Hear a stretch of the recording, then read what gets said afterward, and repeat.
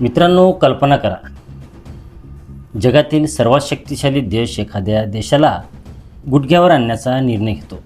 मग सुरू होतं एक युद्ध. पण हे युद्ध टँक आणि सैनिकांचं नसतं. हे युद्ध असतं आर्थिक निर्बंधाचं, सायबर हल्ल्याचं, गुप्त ऑपरेशनचं आणि ड्रोन स्ट्राईकचं. गेल्या 40 वर्षापासून अमेरिका आणि इराण यांच्यात असंच एक गुप्त युद्ध सुरू आहे. पण प्रश्न असा आहे, अमेरिका खरंच इराणला संपवू शकते का? या व्हिडिओच्या शेवटी तुम्हाला कळेल या संघर्षामागे एक मोठा भूराजकीय खेळ सुरू आहे. मित्रांनो, गेल्या 40 वर्षापासून अमेरिका आणि इराण यांच्यातील गुप्त युद्ध कसं सुरू आहे ते आपण 8 पार्टमध्ये जाणून घेऊया. चला तर मग सुरू करूया. पार्ट पहिला, 1979, एका क्रांतीने बदललं सगळं. ही कहाणी सुरू होते 1979मध्ये. त्यावेळी इराणवर राज्य करत होते मोहम्मद रजा पहलवी. ते पश्चिमी देशांचे जवळचे मित्र होते, विशेषतः अमेरिकेचे.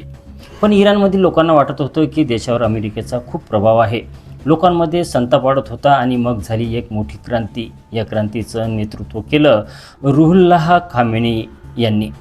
शाह सत्तेतून बाहेर फेकले गेले आणि इराण एक इस्लामिक रिपब्लिक बनला. याच क्षणापासून अमेरिका आणि इराण यांच्यातील शत्रुत्व सुरू झालं. मित्रांनो, पार्ट दुसरा, 444 दिवसाचा अपमान. क्रांतीनंतर काही महिन्यांनी एक धक्कादायक घटना घडली. इराणमधील विद्यार्थ्यांनी तेहरानमधील अमेरिकन दूतावासावर हल्ला केला. 52 अमेरिकन नागरिकांना 444 दिवस ओलीस ठेवण्यात आलं. ही घटना इतिहासात इराण होस्टेज क्रायसिस म्हणून ओळखली जाते. अमेरिकेसाठी हा मोठा अपमान होता आणि त्या दिवसापासून अमेरिका इराणला शत्रू नंबर 1 मानू लागली. पार्ट तिसरा, अणु कार्यक्रमाची भीती. 2000च्या दशकात जगाला कळलं की इराण गुपचूप अणु कार्यक्रम विकसित करत आहे. अमेरिकेला भीती वाटू लागली, कारण जर इराणकडे अणुबॉम्ब आला तर मध्य पूर्वेतील शक्ती संतुलन बदलू शकत होतं, विशेषतः अमेरिकेचा मित्रदेश इस्रायल. मग सुरू झाला आर्थिक युद्ध. इराणवर कठोर निर्बंध लावले गेले. तेल निर्यात घटली, चलनाची किंमत कोसळली, महागाई वाढली. पार्ट चौथा, जगातील सर्वात गुप्त सायबर हल्ला. पण अमेरिकेने इथेच थांबायचं ठरवलं नाही. एक गुप्त सायबर ऑपरेशन सुरू करण्यात आलं.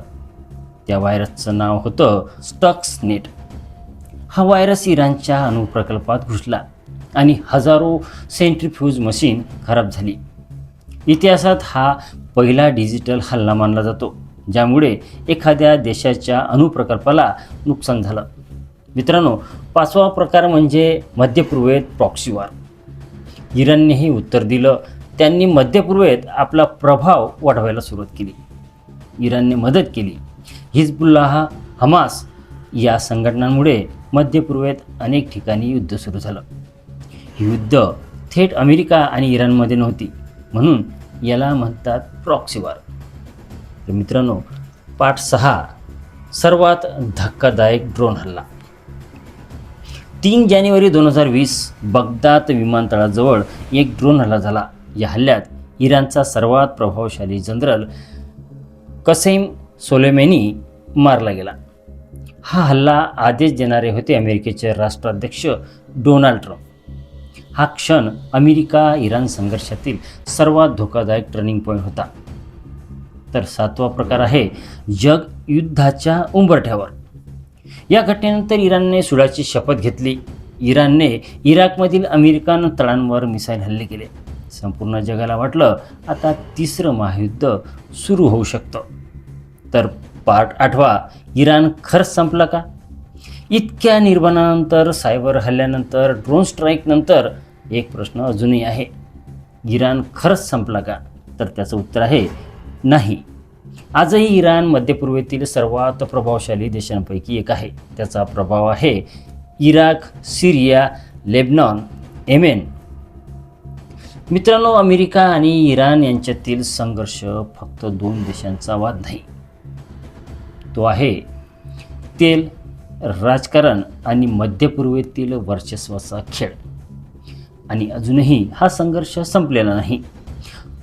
प्रश्न फक्त इतकाच आहे, जर उद्या अमेरिका आणि इराणमध्ये पूर्ण युद्ध झालं तर जगावर त्याचा काय परिणाम होईल? कमेंट करून नक्की सांगा आणि सर्कल मराठी चॅनलला सबस्क्राईब करा. भेटूयात पुढच्या व्हिडिओत. तोपर्यंत नमस्कार.